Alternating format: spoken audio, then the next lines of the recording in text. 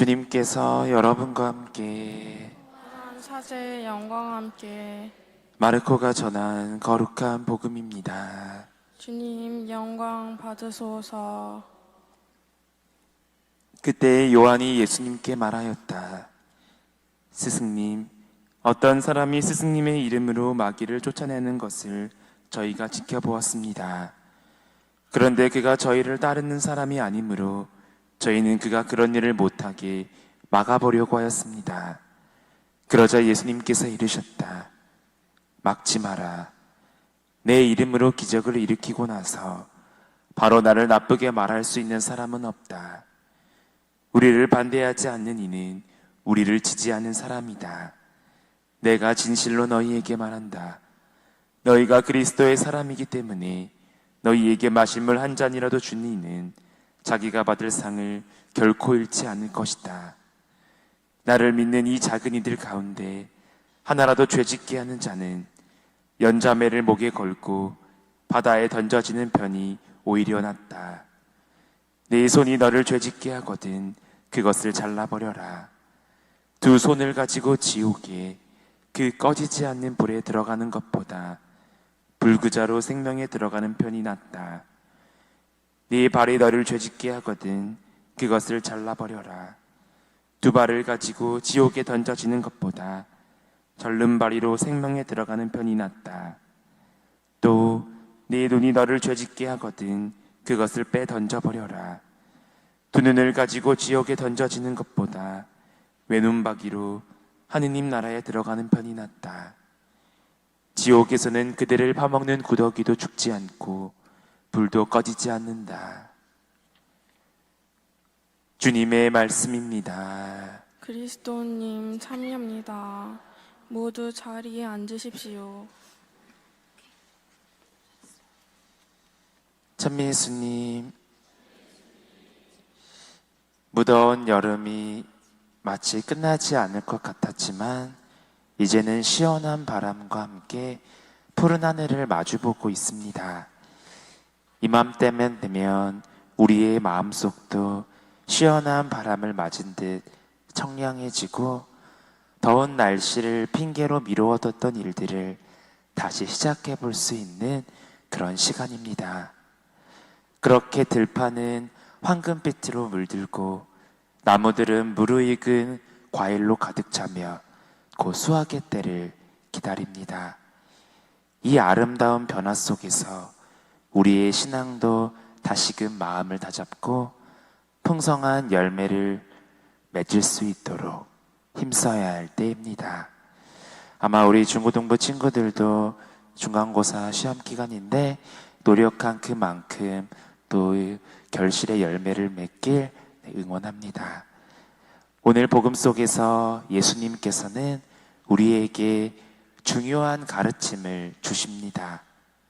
바로 요한이 다른 사람이 예수님의 이름으로 악령을 쫓아내는 것을 보고 그를 막으려 했을 때 예수님께서 오히려 이렇게 말씀하시죠. 그를 막지 마라. 우리 편이 아닌 사람으로 구분하는 제자의 시선과 달리 예수님께서는 더 큰 그림을 보신다는 겁니다. 우리를 반대하지 않는 사람은 우리 편이다라는 그 말씀을 통해 때로는 우리가 보지 못하는 방식으로도 하느님의 일이 이루어진다는 것을 깨닫게 하십니다. 이 말씀은 우리의 신앙이 모든 사람과 상황 속에서 넓은 마음으로 하느님의 그 역사하심을 바라봐야 한다는 중요한 메시지를 전해줍니다. 그러면서 예수님께서는 곧이어 단호하게 우리에게 끊어버림의 가르침을 전해주고 계시죠. 내 손이 너를 죄짓게 하면 그것을 잘라버려라. 이 말씀은 매우 강력하면서도 우리로 하여금 무섭게 느껴집니다. 그러나 예수님께서 이렇게 표현하신 이유는 우리가 죄의 유혹에 대해 얼마나 단호하게 대처해야 하는지를 알려주시기 위해서입니다. 죄를 품고 두 손, 두 발, 두 눈을 다 가지려 하기보다는 차라리 그 모든 것을 버리고도 하느님의 나라에 들어가는 것이 훨씬 더 복된 일이라는 것을 알려주시는 것이죠. 이 말씀을 좀 더 쉽게 농부의 수확에 비유해 보면 더 명확해집니다. 농부는 씨앗을 심을 때 어때요? 매우 관대합니다. 모든 씨앗을 골고루 땅에 뿌리죠. 그리고는 씨앗이 땅에 떨어지면 물을 줄고 돌보고 그 씨앗들이 자라기를 기대합니다. 하지만 수확의 시간이 다가오면 농부는 과감한 결단을 내립니다. 나쁜 열매는 자르지 않고 그대로 두면 모든 열매가 다 부실해지기 때문입니다. 그래서 농부는 가장 좋은 열매를 남기고 나머지는 잘라내어 좋은 열매의 모든 양분을 집중시킵니다. 우리의 신앙도 마찬가지입니다. 우리는 좋은 열매를 맺기 위해 하느님께 온전히 나아가기 위해 때로는 죄와 나쁜 습관을 과감히 끊어내버려야 합니다. 그렇게 우리는 이 신앙의 여정에서 아주 중요한 선택의 기로에 서 있다는 겁니다. 우리 삶에는 두 가지 방향이 있는데 하나는 하느님께 더 가까이 가는 방향, 또 다른 하나는 하느님으로부터 멀어지게 하는 방향입니다. 그렇게 유혹과 성령의 인도가 동시에 우리 곁에 존재하지만 하느님께서는 우리의 자유의지를 존중하시며 스스로 그 길을 선택할 수 있게 하십니다. 성령의 작용은 강력하지만 하느님께서는 우리에게 강요하지 않으십니다. 결국 우리의 선택이 신앙의 길을 결정하게 되는 겁니다. 예전에 저도 비슷한 경험이 있는데요.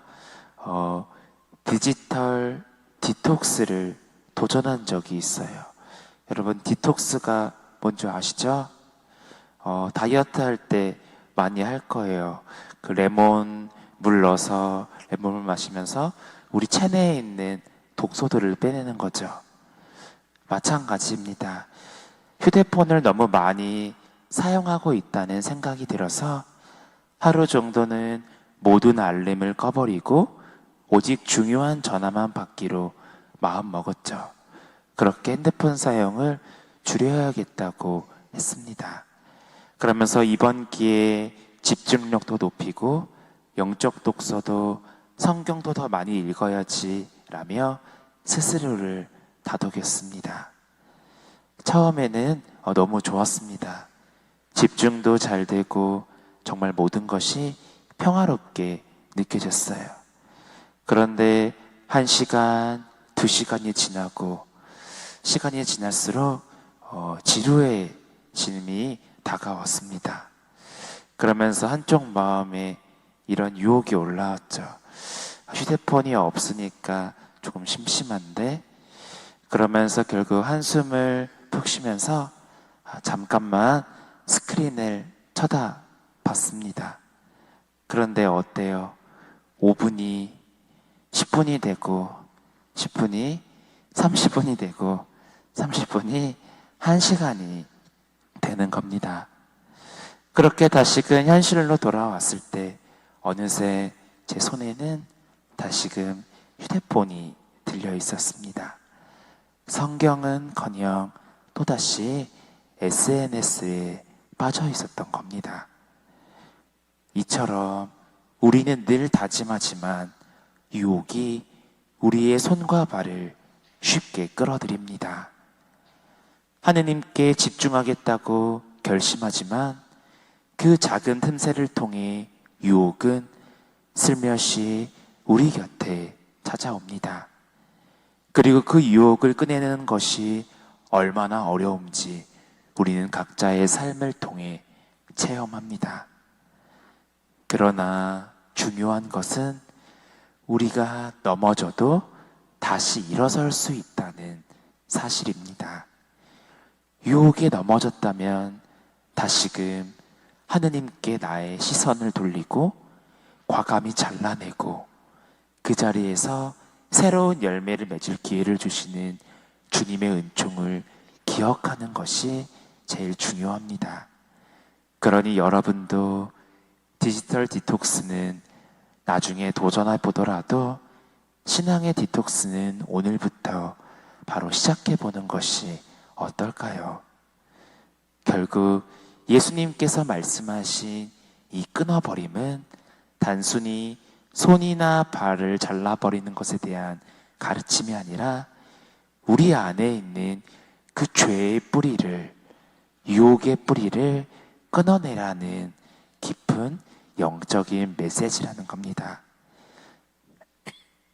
형제 자매 여러분, 유혹은 끊임없이 우리를 흔들겠지만 우리가 하느님께로 시선을 돌리고 성령의 도움을 청한다면 그 어떤 유혹도 이겨내고 다시금 주님께로 걸어나갈 수 있을 겁니다.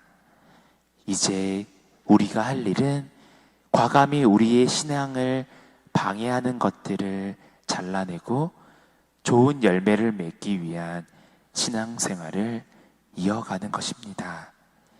이번 한 주간도 단호한 의지로 우리에게 다가오는 그 유혹을 끊어버리고 주님께로 한 걸음 더 다가갈 수 있도록 노력하는 그런 시간이 되셨으면 좋겠습니다.